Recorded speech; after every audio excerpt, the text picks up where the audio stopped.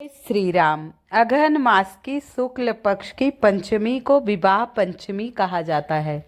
विवाह पंचमी की कथा अवश्य सुननी चाहिए। यह कथा सुनने मात्र से वैवाहिक जीवन होगा खुशहाल। इस साल विवाह पंचमी 6 दिसंबर 2024 को मनाया जाएगा। विवाह पंचमी का उत्सव मनाया जाएगा। ये दिन बहुत खास होता है। ये दिन बहुत खास होता है क्योंकि इस दिन प्रभु श्री राम और माता जानकी का विवाह हुआ था। विवाह पंचमी के दिन जो माता सीता और प्रभु श्री राम की जोड़े से पूजा करता है और माता सीता के श्री चरणों में कुंवारी कन्याएं सुहाग की चीज चढ़ाकर सुहागन को दान देती हैं, उनका विवाह शीघ्र होता है और मनचाहा वर मिलता है। तो अगर आप लोग कोई उपाय नहीं कर पाए तो राम दरबार जाकर माता सीता प्रभु श्री राम के दर्शन अवश्य कर लिया कीजिए। आइए हम कथा के बारे में जानते हैं। राम राजा दशरथ के घर पैदा हुए थे और माता सीता राजा जनक की पुत्री थी। कहते हैं कि सीता जी का जन्म धरती से हुआ था। एक बार राजा जनक हल लेकर खेत में गए थे। जब राजा रानी दोनों जब हल चलाने लगे तो एक संदूक से उनका हल टकराया। तो उस संदूक को खोला तो उसमें माता सीता थी। उसमें नन्ही सी जो बच्ची बिल्ली जिनका नाम उन्होंने सीता रखा। सीता जी को जनक नंदिनी के नाम से भी पुकारा जाता है। एक बार सीता जी महल में घूम रही थी और शिव जी का धनुष पड़ा था। तो माता सीता बड़े आराम से शिव धनुष उठाकर यहाँ से वहाँ रख दिया। अब ये राजा जनक देख रहे थे कि ये धनुष परशुराम के अलावा कोई नहीं उठा पाता था। बहुत ही भारी शिव धनुष था। परशुराम के अलावा किसी की हिम्मत नहीं थी कि उसे हिला सकता था। और माता सीता ने बड़े आसानी से उठाकर इधर से उधर रख दिया। राजा जनक को बड़ा आश्चर्य हुआ। तो उन्होंने विचार किया, ये कोई दैवी शक्ति है जो हमें मिली है, ये साक्षात देवी स्वरूपा है। और उन्होंने उसी समय प्रण लिया, जो शिव धनुष को उठाकर तोड़ेगा, इस पे तमंचा चढ़ा देगा, उसी से मैं अपनी पुत्री जनक नंदिनी सीता जी का विवाह करूँगा। ये प्रण राजा दशरथ ले लिए। ऐसे कुछ वर्ष बीत गए। अब सीता जी का स्वयंवर राजा दशरथ ने चारों तरफ कहलवा दिया, जो शिव धनुष तोड़ेगा उसी से मैं अपनी पुत्री जनक नंदिनी का विवाह करूँगा।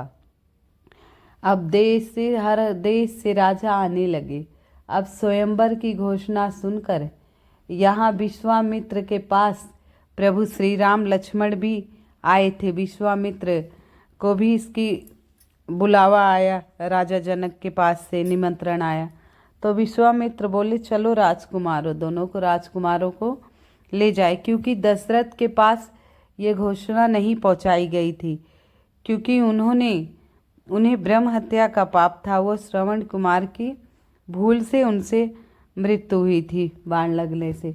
अब ये विश्वामित्र के पास भगवान श्री राम लक्ष्मण आए थे उनके यज्ञ की रक्षा करने के लिए राक्षसों से। अब विश्वामित्र के साथ वो भी स्वयंवर में गए।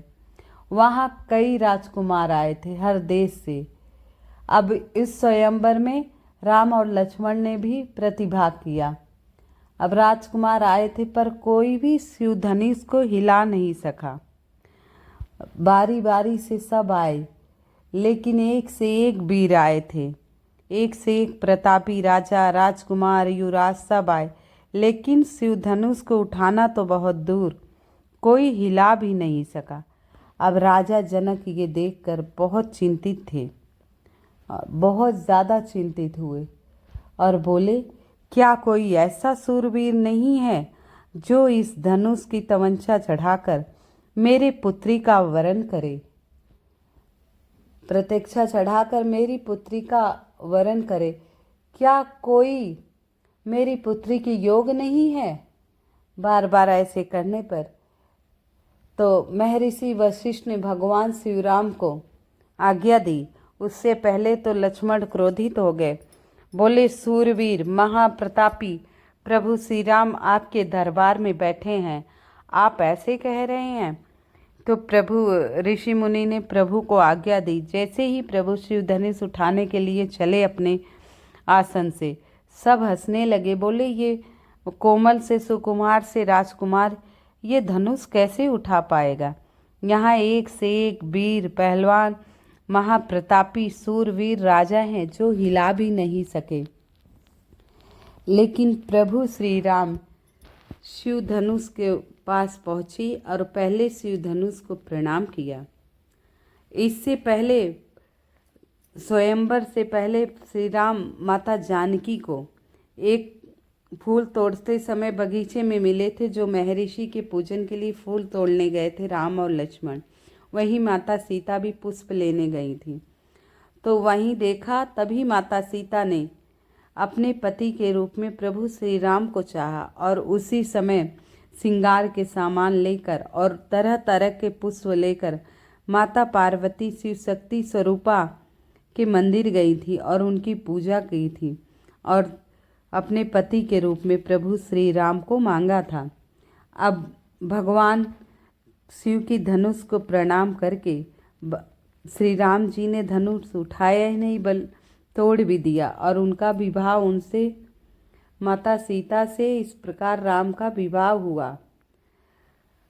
तो राम सीता का जीवन प्रेम, आदर्श, समर्पण मूल्यों पे प्रसिद्ध है। तो इसीलिए आज के दिन, विवाह पंचमी के दिन, आप लोग माता सीता की साथ साथ माता पार्वती की पूजन अवश्य करना। अगर जिन पुत्र पुत्रियों का विवाह नहीं हो रहा है, आज के दिन अगर वो श्री राम प्रभु और माता जानकी के साथ साथ माता पार्वती का पूजन करते हैं तो उन्हें मनचाहा वर वधू मिलते हैं और उनका सारा जीवन खुशी से बीतता है। साल भर में एक ऐसा ही मौका आता है, अगहन मास की उदया तिथि पे विवाह पंचमी आज के दिन पड़ी है 6 दिसंबर। ये शुक्ल पक्ष की पंचमी को विवाह पंचमी कहा जाता है। तो आप लोग भी इस शुभ अवसर का लाभ उठाइए और अपने जीवन को खुशहाल बनाइए। कहते हैं विवाह पंचमी के दिन विधि विधान से लोग व्रत भी करते हैं और राम दरबार जाकर प्रसाद चढ़ाते हैं। अगर आप नहीं जा पाए तो कथा सुनने मात्र से सारे पुण्य फल प्राप्त होते हैं। तो आप लोग भी कथा सुनिए और सभी को सुनाइए। कृपया मेरी वीडियो को लाइक एवं सब्सक्राइब अवश्य कर दीजिएगा। कमेंट में जय श्री राम, जय राम जानकी सीताराम, जो भी आपकी मर्जी हो वो कमेंट द्वारा लिख दीजिएगा।